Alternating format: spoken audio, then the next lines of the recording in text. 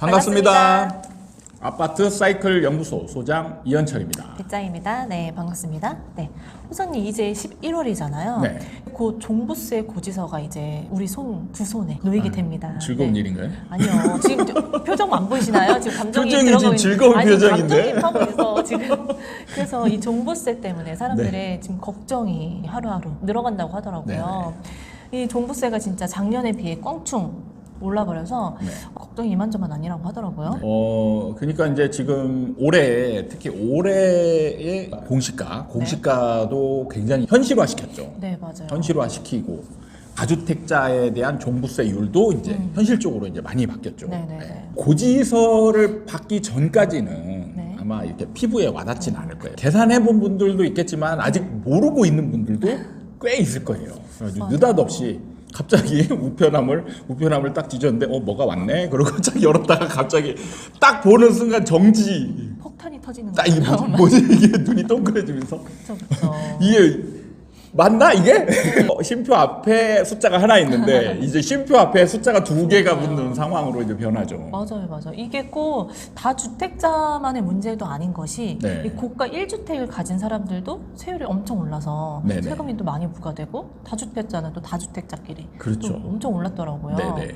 그래서 이런 뉴스 기사나 이런 걸 보면 3주택자일 네. 경우에 그런 계산을 해놨더라고요. 공시지가가 16억인 3주택자의 세금을 계산을 해봤더니 1,600만 원 정도가 나오더라고요. 네. 1,600만 원. 네, 소장님. 야 이거 정도면 이제 월급 수준이 좀 낮은 분의 1년치 연봉이잖아요. 그러니까요. 그리고 이게 3주택자라고 해서 그러면 사람들이 부자 아니야? 부자 그 정도 낼 수 있지 이렇게 얘기할 수 있지만 이 공시지가 16억이면 지금 공시가율이 한 95%라서 그렇게 높지 않은 네. 지금 집값에 비해서 그렇게 높지 않은 가격이란 말이죠. 그렇죠. 그러니까 절대 부자가 아닌 이런 사람들이란 말이죠. 네네. 네. 정말, 그리고 여기에 이제 전세를 겪거나 대출을 겪거나 네. 뭐 이렇게 해서 갖고 있는 분들은 실제로 내 돈은 별로 없는데 그쵸.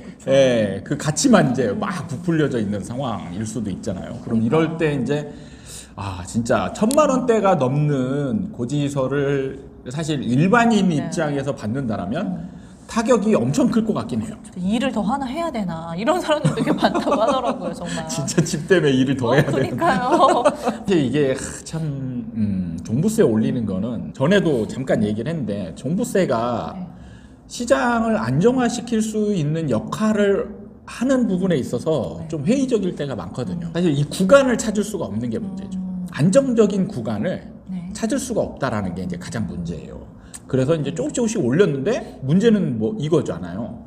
올려서 시장 안정화를 시킬 거라고 예상을 하고 올렸는데 시장 안정화는 못 시키고 일단 이제 부담은 늘어나고 근데 여기서 이제 문제가 뭐냐면 선의의 피해자들이 생긴다. 특히 이제 이런 분들이죠. 오랫동안 진짜 집값 올라가는 거는 정말 생각도 안 하고 그냥 우연히 강남에서 살다 보니까 강남에 있게 됐고 그게 지금 올라서 비싸졌는데 이사 갈 생각은 전혀 없고 수입은 또 많지 않고 이런 분들이 이제 엄청난 선의의 피해자가 될 수 있죠. 나는 그때 강남에 들어온 게 아닌데 어쩌다 보니 가격이 후두둑 올라서 이렇게 된 것뿐인데 네. 그런 사람은 너무 힘들 것 같더라고요. 그러니까 진짜 현실적으로 이런 1,000만 원대라는 이런 그 고지서를 받게 되면 이런 분들은 진짜 타격이 엄청 클 것 같아요. 이런 거를 갑자기 어디서 마련하냐고요. 이게. 또 이런 기사를 보다 보니까 이제 전문가들이 이런 종부세를 딱 받게 되면 사람들이 이거 못 버텨서 내놓을 수도 있겠다. 네. 이런 의견도 있고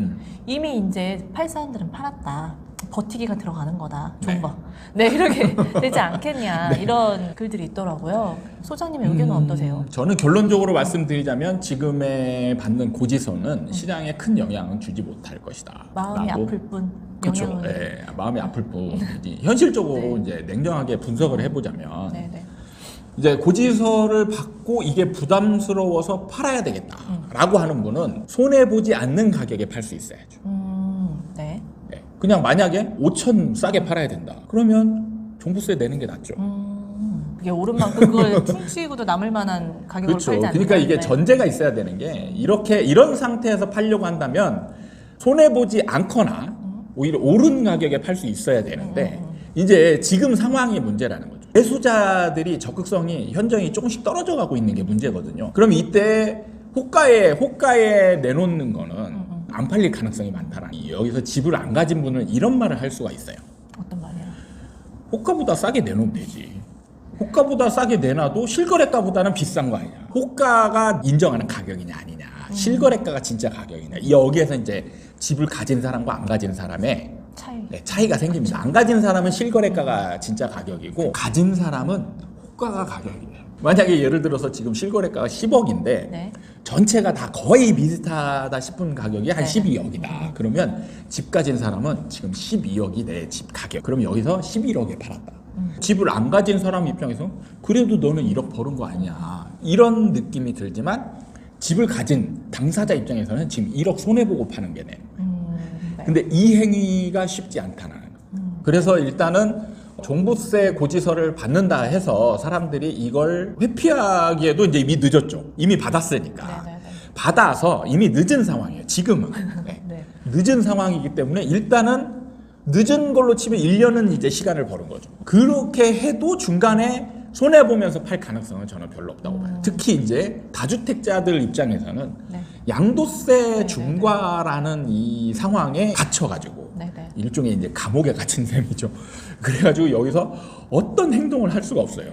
그러니까요. 이게 부담이 돼서 팔아야겠다 생각해보면 또 양도세가 기다리고 있거든요. 양도세 내는 것보다 또 싸요. 또 종부세가. 그럼 종부세를 내고 1년을 또 기다리는 그래서 실제로 그러니까 이 보유세가 정말 버티기 힘들 정도로 네. 과하지 않는 이상은 시장에 미치는 영향이 그렇게 크지 않다. 이렇게 보는 게 맞을 거예요.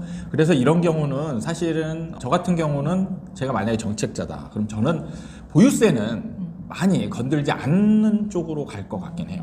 그러면 그래더라도 시장을 잡을 방법들은 충분히 있거든요.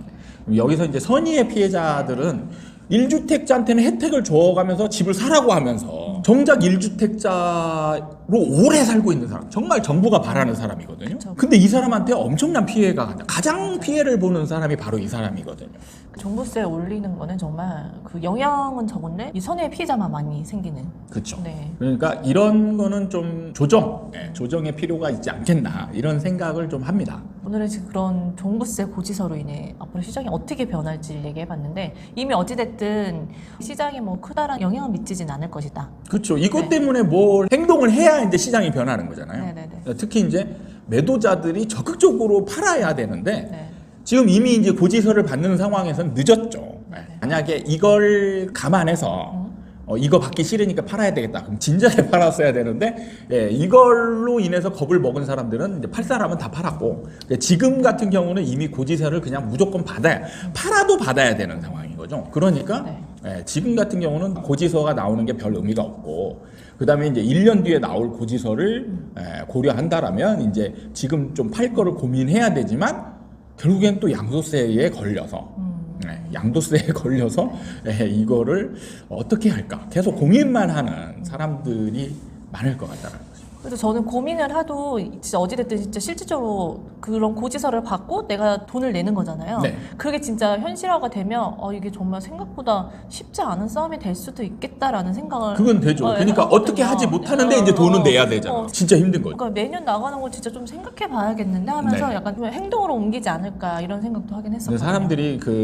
보면은 기억력의 한계가 굉장히 약해요. 그쵸. 그래서 인정합니다. 이걸 네. 한번 딱 내고 이제 지나가잖아요. 그럼 1년의 시간이 또 벌어지는 거잖아요. 그쵸. 그러면은 또 원래 이제 6월 달 안에 팔아야 되는데 그렇게 되더라도 이게 기간이 멀리 남았단 말이에요. 고지서를 받기까지는 또 멀리 남았어요. 그래서 또 지금 막 손해 보면서 팔아야 될까? 막 이런 고민을 현실적으로 하게 되는 거죠. 항상 현실적인 고민을 하게 됐어요. 그래서 이거를 떨쳐주는 게 현실적인 고민보다 압박이 훨씬 커야. 그래서 만약에 종부세를 가지고 팔게 하려면 종부세가 훨씬 더 커야 되고 고민할 틈도 없이. 아니면 이제 양도세 뭐 중과를 고민할 것도 없이 이거는 팔아야 된다면 하락이 막 진행되고 있는 상황이면 네. 그런 상황이면 또 양도세가 문제냐 지금 이렇게 하면서 팔 수도 있거든요. 그러니까 이 고민 상태, 세금으로 나가는 돈이나 이런 거를 고민했을 때 얘보다 훨씬 더 큰 부담이 생겼을 때 이거를 적극적인 행동에 옮기게 되는 거죠. 네. 어쨌든 지금 시장 상황에서 이런 종부세가 많이 나와도 부담은 되지만 그게 어떻게 다른 행동으로 나타나진 않을 거라는 그럴 얘기를 가능성이 하는 거죠? 거의 알겠습니다. 많죠. 오늘은 종부세 얘기를 해봤습니다. 네. 그래도 저는 살짝 좀 부럽긴 하네요. 네. 표정에서 지금 정말 그게 느껴졌습니다. 네. 오늘은 여기까지 하겠습니다. 네, 다음에 또 찾아뵙도록 하겠습니다. 감사합니다.